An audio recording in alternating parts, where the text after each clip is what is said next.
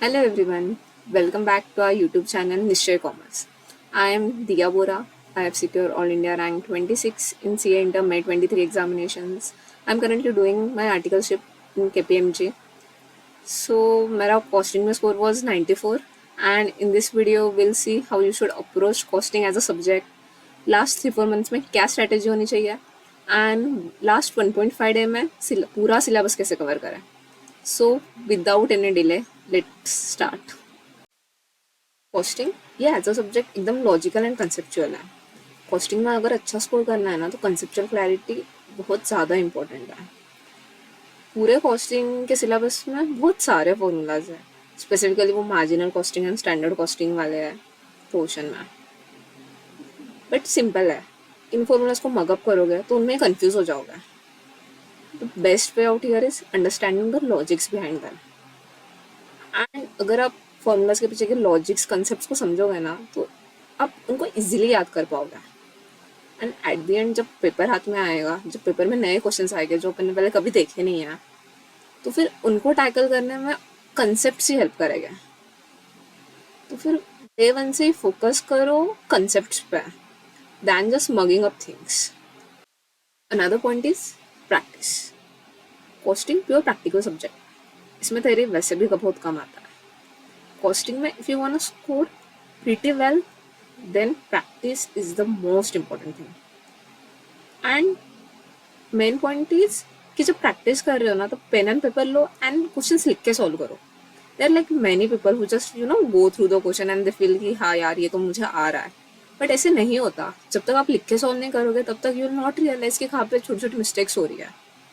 I am not saying कि एकदम detailed solution लिखो, but at least pen and paper low, rough में solve करो या फिर कैलसी पे जो भी फाइनल आंसर है वो निकालो and tally that. First revision में जितने ज़्यादा क्वेश्चन हो सकते हैं उतने सॉल्व करो. मुझे याद है लाइक मैंने अपने फर्स्ट रिवीजन में MTP, RTP, past exam question, PM ये सारे क्वेश्चन सॉल्व किया था. And practicing questions will help you a lot to build confidence. You'll understand where are you making mistakes, which are your weak topics. So practice as many questions as you can in your first revision. मैं first revision में इतने सारे question solve कर रही हूँ तो last 1.5 days में मैं सबको रिवाइज कैसे करूँ ना. Here comes the most important tip जिसने मेरे को हेल्प किया 1.5 डे में पूरा सिलेबस कवर करने में. सो जब भी कोई क्वेश्चन सॉल्व कर रहे हो ना, अगर वो रिपीटेटिव लग रहा है या फिर एकदम इजी लग रहा है, लग रहा है कि हाँ यार ये अगर मैं नींद से उठ के भी देखूंगा ना तो फिर आई कैन इजीली सॉल्व, उसको कट डाउन कर दो. जो भी क्वेश्चन सिमिलर क्वेश्चन है उन क्वेश्चन के साइड में लिख दो कि this question is similar to that XYZ question. And उसमें जो डिफरेंट एडजस्टमेंट है उसको हाईलाइट कर दो. अभी जब नेक्स्ट रिवीजन करोगे तब you have two sorted questions and you just have to see those highlighted adjustments. पूरा क्वेश्चन देखने की जरूरत नहीं है. सेकेंड रिवीजन में इसको और कट डाउन करो and then at the end you will have those set of important question जो आपको लास्ट 1.5 डे में देखना है. इससे आप पूरा सिलेबस कवर कर पाओगे and you will have that confidence कि हाँ भाई मैंने पूरा सिलेबस देखा है तो I will be able to tackle exam easily. And ये कॉन्फिडेंस है ना बहुत इंपॉर्टेंट होता है. लाइक आप किस अप्रोच से पेपर देने जा रहे हो. So try and reduce your syllabus to the extent possible. Another important point is sitting and sincerely writing the mocks after each revision. So जब मैं एग्जाम्स के लिए प्रिपेयर कर रही थी I wrote mock after every revision. First revision के बाद एक मॉक लिखा, सेकेंड रिविजन के बाद एक मॉक लिखा. So mocks will help you to analyze like where you are lacking, what are your weak points, presentation में कई बार mistakes हो रहे हैं क्या, time allocation में problem है क्या. ये सारी छोटी छोटी चीज़ें बहुत मैटर करती है.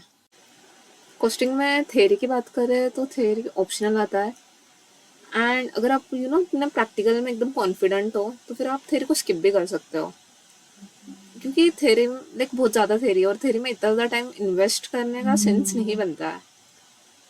एंड अगर आपको सेफर साइड पे रहना है तो लास्ट 5-6 ईयर्स के जो भी थेरी क्वेश्चन एग्जाम्स में आए वो देख लो. जस्ट थेरी को मगअप करने में भी ना ज़्यादा टाइम वेस्ट करने की ज़रूरत नहीं है. खुद के ओन वर्ड्स में भी अगर कंसेप्ट पता है, खुद के ओन वर्ड्स में भी लिखोगे तो भी मार्क्स मिल जाएगा.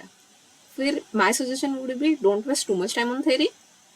दिस ऑल फॉर कॉस्टिंग एकदम अच्छे से प्रिपरेशन करो.